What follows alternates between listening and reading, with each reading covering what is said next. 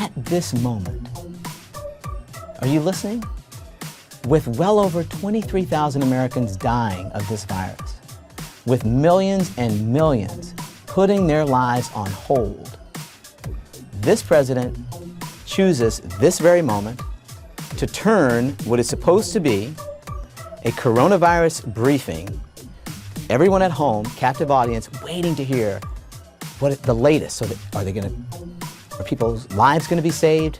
How is their lives going to change? What is happening? Waiting.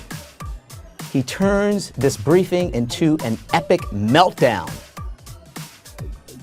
making it all about defending himself, gaslighting, rewriting history, instead of giving Americans the facts that we all need to save our own lives and the lives of the people that we love. I lost a very good friend this weekend. I wanted to hear from the president how he's going to stop that from happening. Instead, I got a campaign video. What do I need a campaign video for? I want to know how you're going to stop my loved ones from dying. I don't need a campaign video, Mr. President. How are you going to keep friends and loved ones from dying? It is crystal clear from what happened today what the president's top priority is: defending himself rather than focusing on the health and well-being of the American people. He is a president who seems to think that he is a king. This is America. We don't have monarchs here. An absolute monarch with absolute authority. That's not what we have here. This is what he tells Ryan Lizza. If a governor issued a stay-at-home When you order, say my authority, the president's authority, not mine, because it's not me. This is when somebody's the president of the United States, the authority is total. And that's the way it's got to be. your authority is total. It's total. It's total. Your authority And the is governors total. know that. So if a The governors know if a that. Now you have a governor couple of issued a bands of excuse me. You have a couple. Could you rescind that order? You have a couple of bands of Democrat governors, but they will agree to it. They will agree to it. But the authority of the President of the United States having to do with the subject we're talking about is total. Listen, I'm not a doctor, but I am a man of a certain age. I've been around for a while. I know a narcissist when I see one.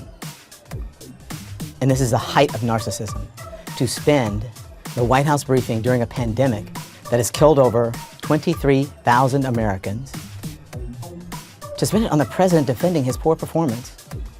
That's right, a poor performance in a crisis while he paints himself as a king. I'm not a tailor either, but I can tell when the emperor has no clothes. The President of the United States has the authority to do what the President has the authority to do, which is very powerful.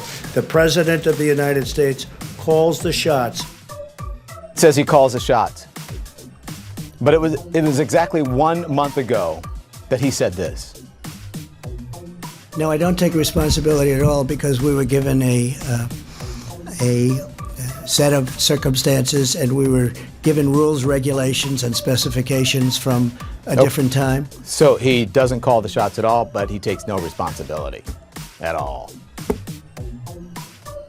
He calls the shots but takes no responsibility. But he claims all the authority. Authority without responsibility. Does that make sense? That is as far from showing leadership as it gets. And that is what was on full display today, America. It is sad. Lashing out at reporters. Whatever. I mean, at this point, it is an obvious tactic. He wants to fight with the press. He wants to look tough, so he fights with the press. When he should be concentrating on fighting this virus with everything that he has got.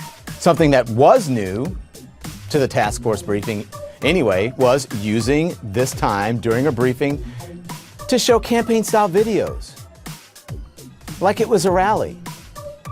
Propaganda videos meant to convince you that he took strong, decisive action to protect Americans from the virus from the beginning. Except he didn't. Remember the question that set off the president?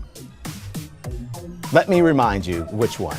When he was asked whether he did what he did in February with the time that this country when he brought the partial shutdown of the travel ban to China. The president repeatedly points to it as his most decisive action. Watch this. It's, You had cases when in February. excuse me, you reported it.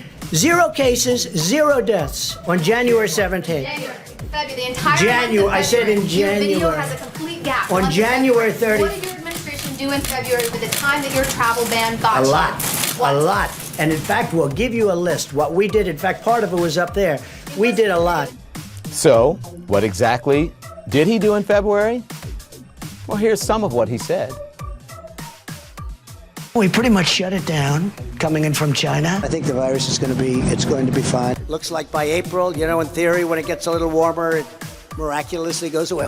We had 12 at one point, and now they've gotten very much better. Many of them are fully recovered. We have it very much under control. Now they have it. They have studied it. They know very much. In fact, we're very close to a vaccine. When you have 15 people, and the 15 within a couple of days is going to be down to close to 0, that's a pretty good job we've done. This is a flu. This is like a flu. And it is a little bit different, but in some ways it's easier, and in some ways it's a little bit tougher. It's going to disappear. One day it's like a miracle. It will disappear. And this is their new hoax.